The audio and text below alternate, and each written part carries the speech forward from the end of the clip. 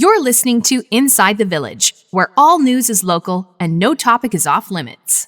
So help me, Bob, it's bully in the alley. Hey, bully in the alley. So help me, Bob. Welcome to Inside the Village for the week of May 3rd, 2023 with Michael Friscolanti, Editor-in-Chief here at Village Media. I'm Scott Sexsmith. Derek Turner, Executive Producer, is in the house. We have arrived at the month of May. Hopefully it brings better weather than the month of April, because that was, wow, that was a dog's breakfast that month. It was nasty, but I think it usually is. I lose track. It's all a blur, but April's usually pretty nasty. It's that whole lion-lamb thing, right? Yeah, you're trying to the expression that you've never... Yes. Right. Still waiting to strike my first golf ball, but I think that is going to happen imminently. Can't wait. Right into the trees. Right. Yeah, you've clearly seen video of me playing. I'll keep you posted on that. Big show today. Coming up this Saturday in London, England at Westminster Abbey, King Charles will officially go through his coronation. And I guess, if I understand it correctly, and our guest Patricia Treble, the royal insider for ITV, will correct us if we're wrong, and God knows we could be. He's king as soon as his mom passed away, but they still have to go through the coronation process to make it official for both he and for Camilla, who will become queen consort. You missed the big breaking news, of course, that we're going to be broadcasting live at Westminster Abbey. Well, I know we put in a request. It got shot down, so we've sent Patricia. Somehow that's just not local enough for our local news sites in Ontario. The not local enough, and likely not in the budget. He's our king, too. You're damn right he's our king. We should be there. Long live the king. Front row seat. We should be sitting right in those pews with the little lamps at Westminster Abbey. Could you imagine that? That'd be great. They would not let us near that place with a 20-foot pole. I wonder how we maybe have to ask Patricia this. How early? Like, the reporter's going to get there a few days in advance to camp out their spot, or I guess it's probably all reserved for them, right? I would think that an event like this, and I'm going to use a golf analogy, would be like the way Augusta National runs the Masters. Every last detail is planned and has been planned for several weeks. Yeah, that makes sense. But we'll certainly ask Patricia, because she will know better than you and I. Okay, a landmark licensing deal. Proud to announce that Village Media a short time ago has signed with Black Press Media. What can you tell us? Yeah, this is a huge deal for Village. We had a news story run across all our sites. For our readers who've gotten to know us, gotten to know Village Media, they know that we're a leader in hyperlocal news, that we have journalists on the ground in all the communities we serve, and the journalism they do really strengthens the communities that they live in. It introduces them to fascinating neighbors. We hold power to account. We tell interesting stories about the people who live all around you, and that's what we do. What we also do really well at Village is our content management system called Villager, which is built in-house. It's a fantastic piece of technology, and some big news is that Black Press Media, which is another big publisher both in Canada and the United States, has announced a licensing deal to use our CMS for their operations. So we're talking about 84 Canadian and 42 U.S. local news outlets that are now going to be coming onto our content management system. It's a very big deal for us as a company, and a big deal for our growth and for the great work that we're doing at Village.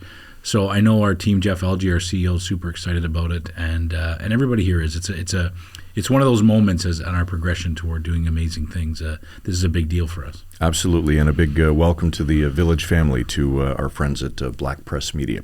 All right, the coronation is coming up this Saturday, May the 6th, at Westminster Abbey, and we will get all of the juicy details from ITV's royal insider, Patricia Treble. Patricia joins us next when we return right after this.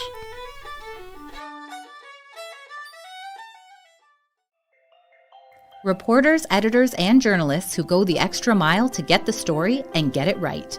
Go behind the scenes with those who cover the stories that matter most to you and your community. Look for it in the Village Features section of your favorite Village Media website across Ontario.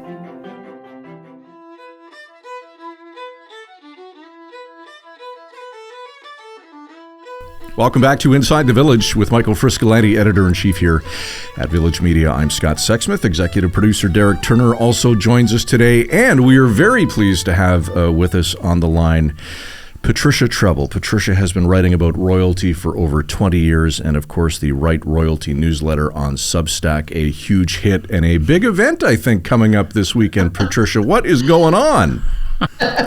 Well, listen, I'm going to say to you guys, you better set your alarms early. The big stuff happens at 6 o'clock in the morning in Ontario. So you come on, get out of bed at 5:30. Once in 70 years, you can do this. And you want to turn on, it's going to be on every channel, so don't worry about finding it. It's the King's coronation and the coronation of the Queen Camilla as well. And this it's going to be an absolute spectacle. And unlike anything, most Canadians have ever seen. And remember, the last time this happened, in 1953, most Canadians didn't have TVs. So they rushed the film footage on a military jet back to Canada and played it for those who had TVs. And like my mother remembers gathering around a TV in a neighbor's house, with everyone else from the whole neighborhood. Wow, that's wild. And you were watching the flickering vision, and it was on, black and white. Yeah.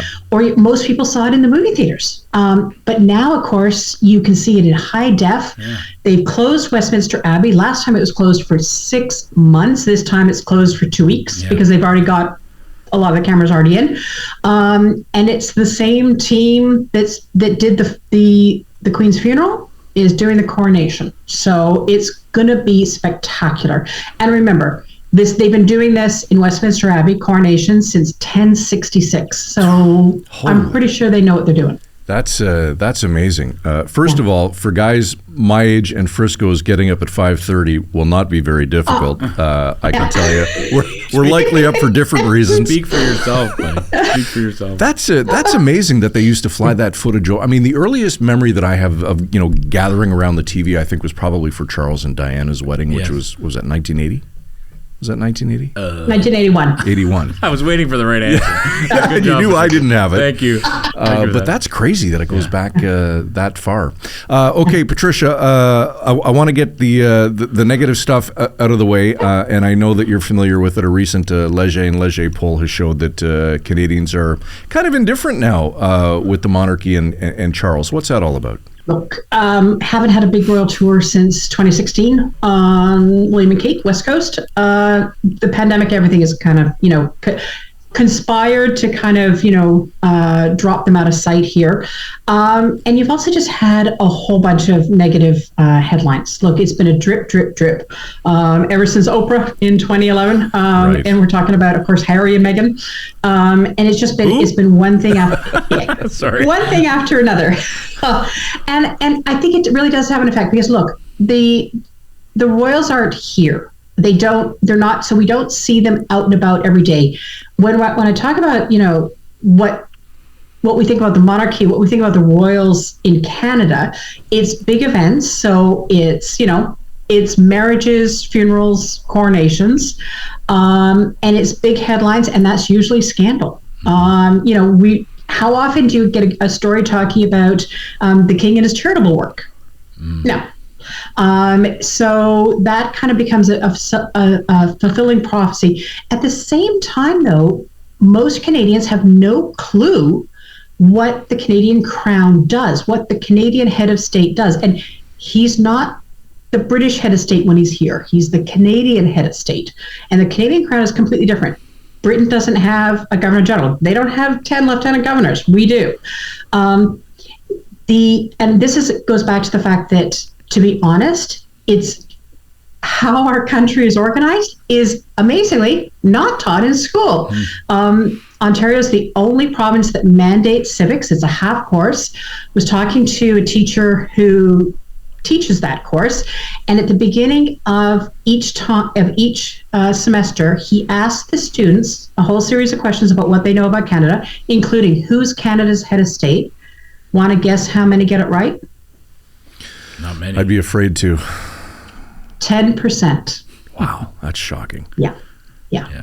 So people think of him as the British monarch. They don't think of him as the Canadian monarch. And that has to do with how government is doing. And look, we are increasingly a country of immigrants. People are coming with not a background in what the Commonwealth are, not a background in monarchies.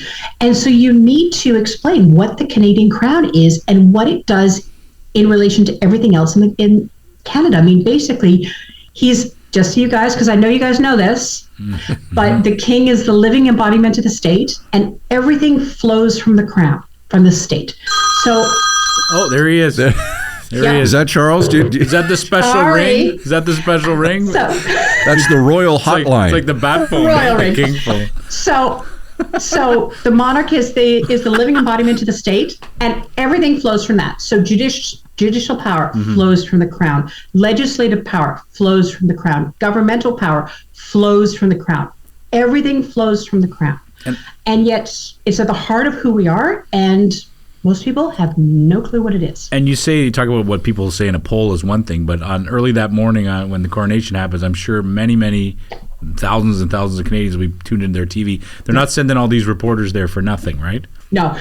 And everyone from around the world is sending reporters. I mean, the American networks, I just got a whole bunch of emails from all the American networks on all their live wall-to-wall coverage.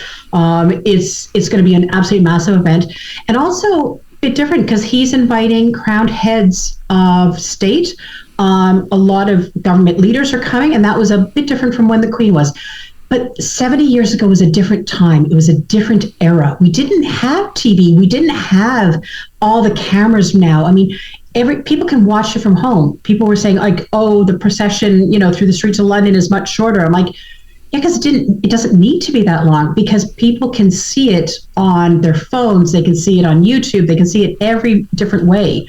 And so what he did is he said, going to make it shorter. We're going to focus. And who's going as focused? So we had more than 360 Canadians went to the coronation 70 years ago.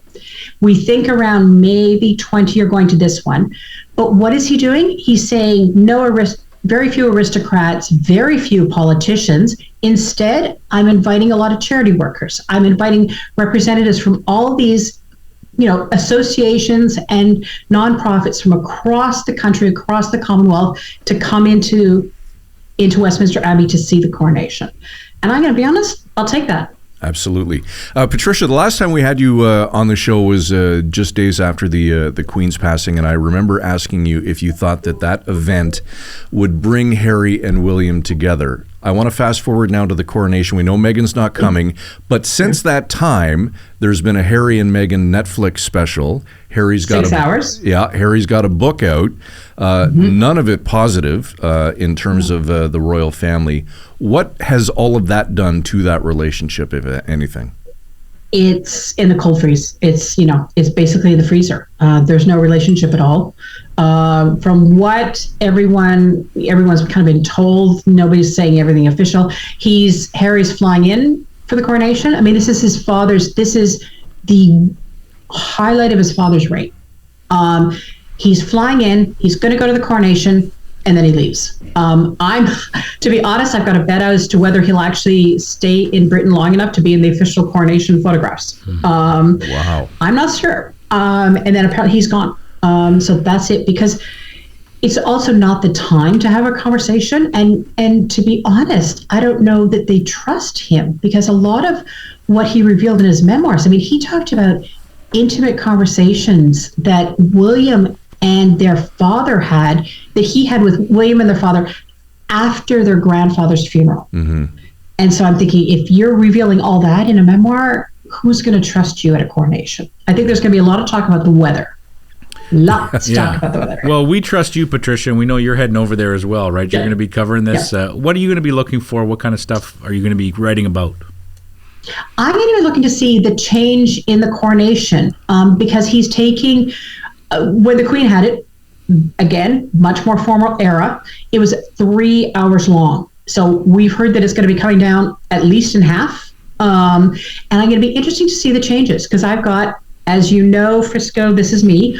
I've got the orders of service from all 4 coronations of the 20th century, starting in 1902 and going forward.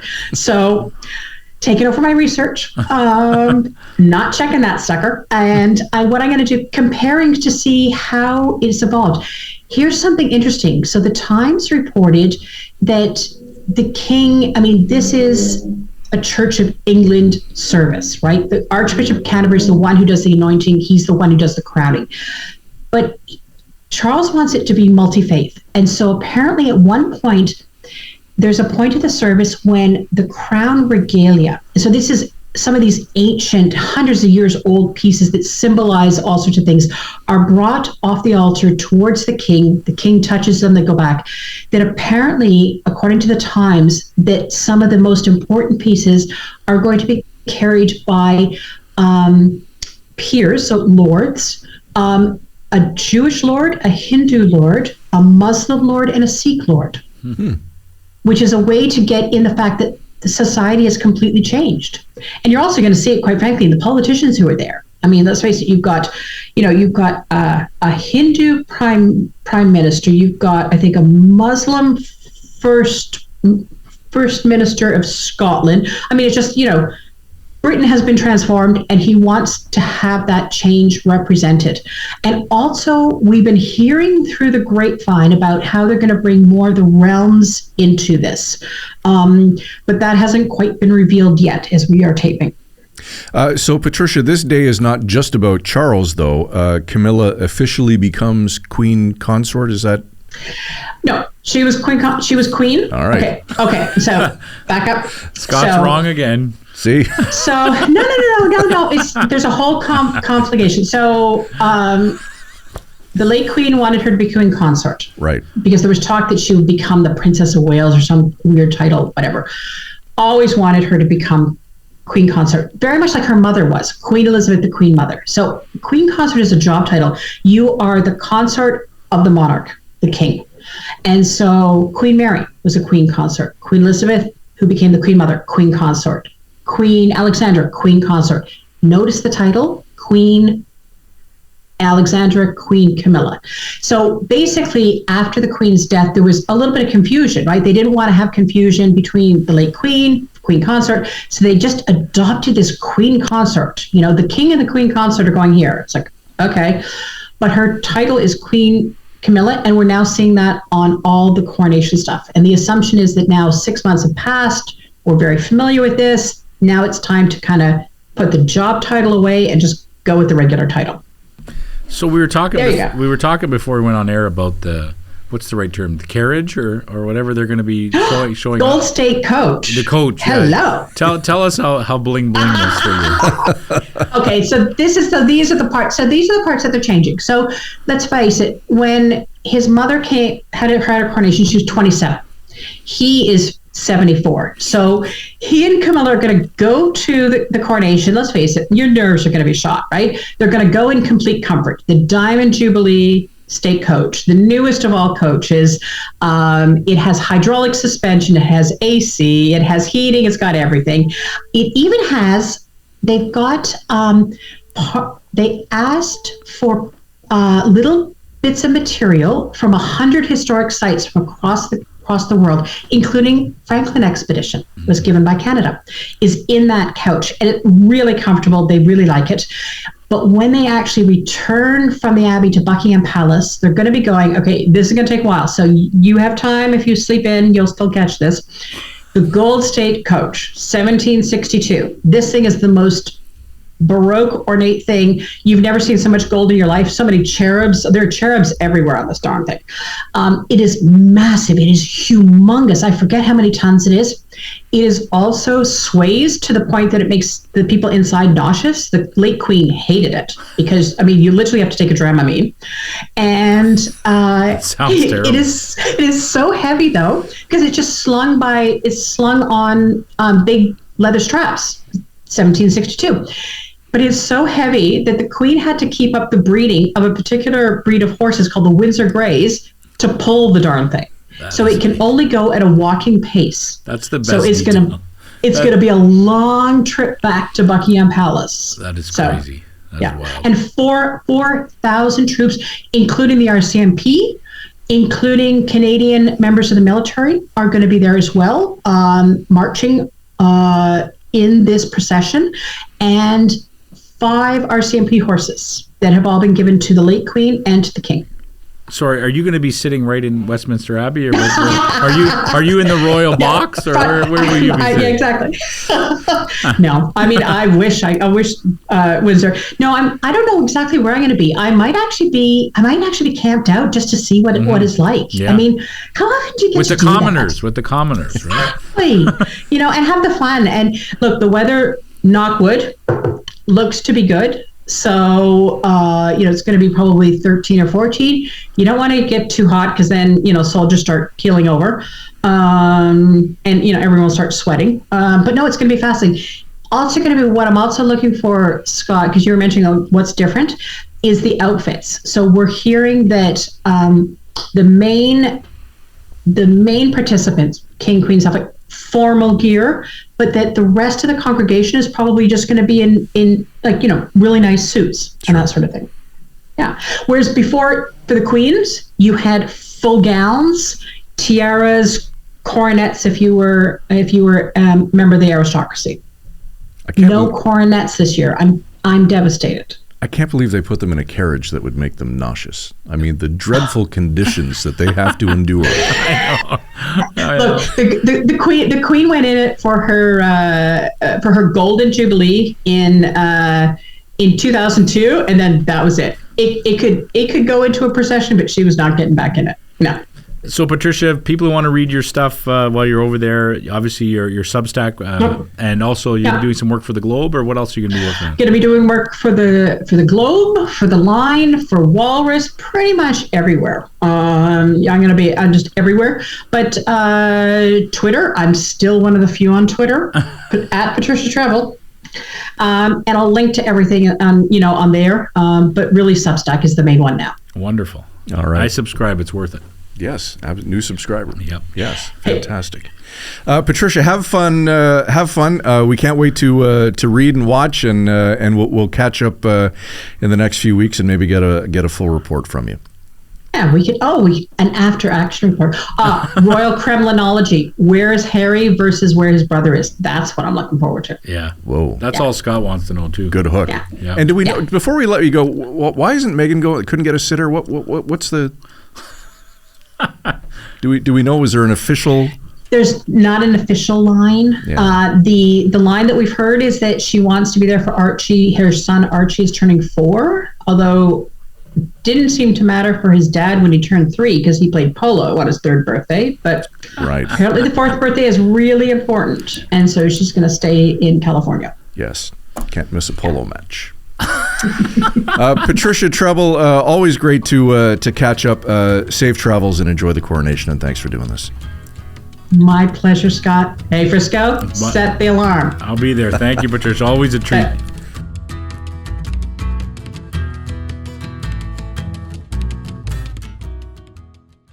For the latest in in-depth features and enterprise journalism from your local writers at Village Media, be sure to check out The Big Read. The Big Read. It's the full story behind the headlines. Look for The Big Read on your favorite Village Media website across Ontario.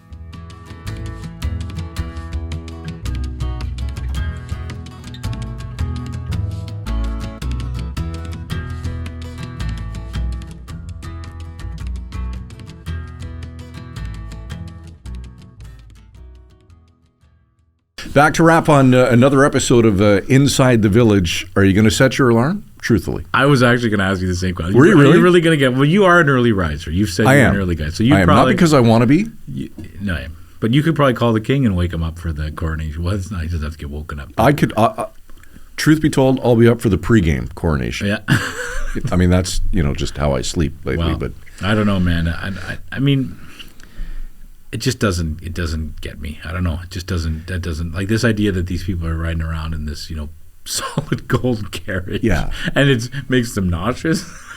Yeah. I just don't get it, man. I mean, don't get it. It's the pomp and circumstance, and I realize that, it exists for a reason because it's always been the way. It's tradition, it's royalty, it's history. But come on, a special breed of horse and that's wild. Diamonds and I know. Gold and and I guess I shouldn't be so negative just for the sake of being negative. I guess the honest answer is it's just never anything that interests me. And Patricia and I worked for years together, and I love Patricia. Yep. And sometimes she would tell me stories about things, and I would be interested, but no one's more interested than she is. Like, she just knows her stuff. Look how many times she corrected us. I know. She knows her stuff inside and out, right? Which is great. And I genuinely am very happy that she's going to be there, because she has an eye for things that no one else does. So it'd be interesting to see. I'm interested to read her stuff that she reports. Yeah, can't wait to follow her musings from the coronation coming up this Saturday. Don't forget to set your alarm. All right, itv@villagemedia.ca if you want to reach out to Derek Frisco or myself 24/7. That email inbox is wide open, ready and waiting. Back episodes of the show all across the internet, insidethevillage.ca, wherever you get your favorite podcasts. And, of course, across the Village Media Network. For Derek Turner, executive producer of Inside the Village, Michael Friscolanti, editor-in-chief here at Village Media, I'm Scott Sexsmith. Have a great rest of your week. We'll talk to you next Wednesday. You've been listening to Inside the Village. Frisco and Scott's Wardrobe, provided in part by Moores, Sault Ste. Marie.